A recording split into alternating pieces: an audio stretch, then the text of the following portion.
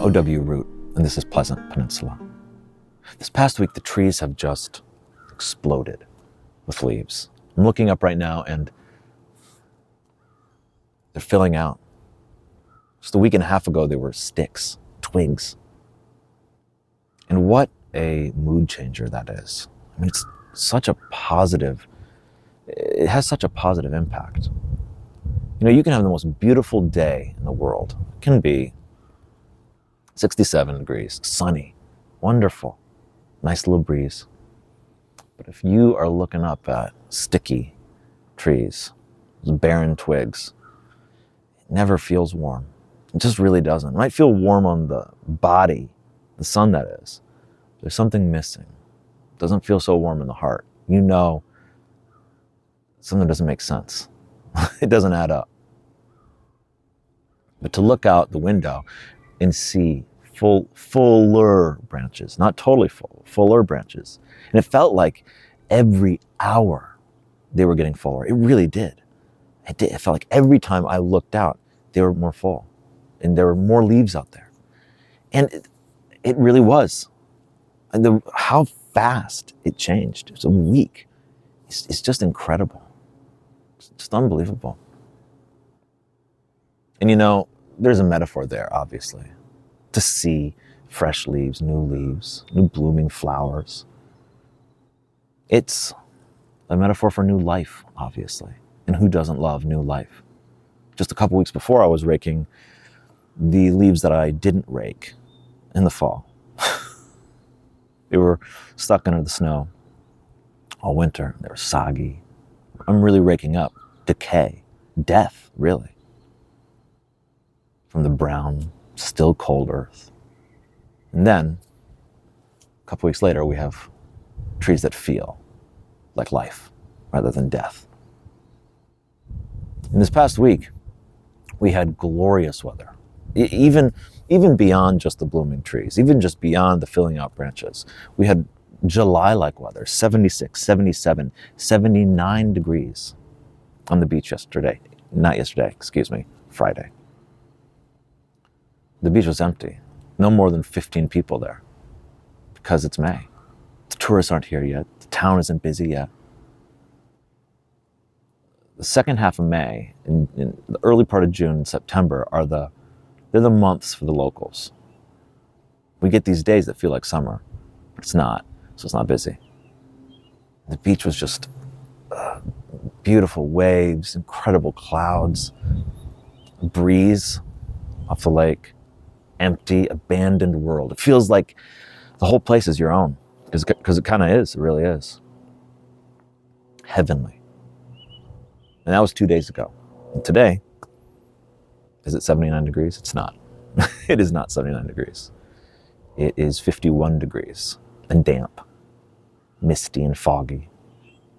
Wearing a wool Mackinac jacket. We all joke about Michigan weather, how, it changes so quick. But man, really it's true. What's the lesson from that? Enjoy the nice weather when you got it. I knew this was coming. So we enjoyed the beach while we had it. The abandoned world, the gift to the locals. 79 degrees on Friday afternoon in the middle of May, up north.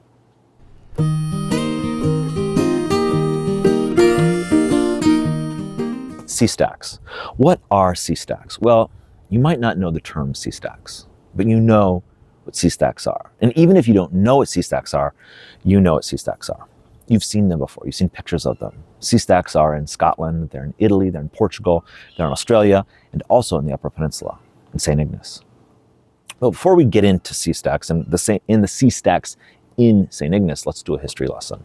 11,000 years ago, there was a mega lake, prehistoric lake, Lake Algonquin. And it included Lake Superior, Lake Huron, and Lake Michigan. At the same time, a large portion or parts of the eastern UP were submerged underwater. And same thing for the northern tip of the lower peninsula. And you can see how if you submerge those parts, Huron, Lake Michigan, and Lake Superior would all become one. And that was Lake Algonquin. And it even stretched farther east into Ontario as well. But around 11,000 years ago, the water started receding. And over thousands of years, erosion happens and the wind whips and the elements rage. And we end up, after thousands of years, getting the shore that we know today. And also, the only remnants of those, or a reminder of that process, the things that remain are these sea stacks. They are limestone, craggy, rough, stubborn stones. And they're not smooth, that stick straight up from the ground. Products of that erosion and products of that process. And there's a few in St. Ignace. The first one I want to talk about is St. Anthony's Rock. St. Anthony's Rock is right off the main drag in St. Ignace. It's on a back street, right next to a parking lot. Unceremoniously standing there, this rugged rock with brush growing out the side, sticks, little grass on top, just a little. Standing watch over Lake Huron, the ferries coming in, next to the parking lot. No museum, no gift shop. It's just there, part of the land, like it always was. The next one is Castle Rock. Castle Rock is a little north of St. Ignace. And if you drive north of St. Ignace, you'll see it on the left-hand side. It's huge, towering hundreds of feet above the ground. And there is a gift shop there. You pay $1 and you can climb all the way up and you can see far over Lake Huron. Look at Lake Michigan. Incredible view. And the third one is in Gross Cap. And Gross Cap is a small community west of St. Ignace, a few miles. And I drove around there and I could not find the sea stack. There is a sea stack there. On old maps, it says there's a sea stack there, but I could not find it. I searched, I drove slow right along the lake. I looked into the forest, but there's no official marking or anything like that. It's hidden somewhere in the wilderness, like it always was.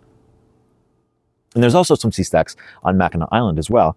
You've got a Devil's Kitchen, you've got Skull Cave, Sugarloaf, Arch Rock. These are some of the sea stacks that are on Mackinac Island, and they line the island. And if you go to Mackinac Island, you'll see these. There's plaques for these that tell you where they are. It's not like the Gross Cap sea stack. And the thing that I think about these sea stacks, and the thing that comes to mind, is not sublime, grand beauty. It's not like a huge pristine lake. It's not like Lake Michigan or Lake Huron, Lake Superior. It's not like a huge, beautiful mountain. They're reminders of something else. They're prehistoric. They feel ancient. They feel old. They really do. They're, like I said, craggy, rough, and rugged.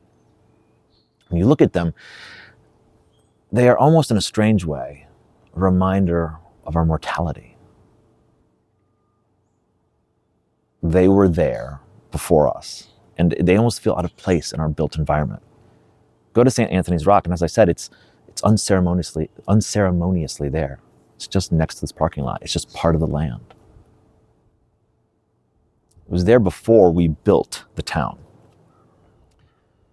And it's there with us now, and it'll be there when we're gone as well. There's something, like I said, it reminds us of our mortality, these sea stacks. And that they aren't pristine, smooth stone, beautiful in this stereotypically beautiful way, that they are rough, that they are rugged, that they are stubborn. They feel stubborn, like they just won't go away. Sticking straight up, refusing.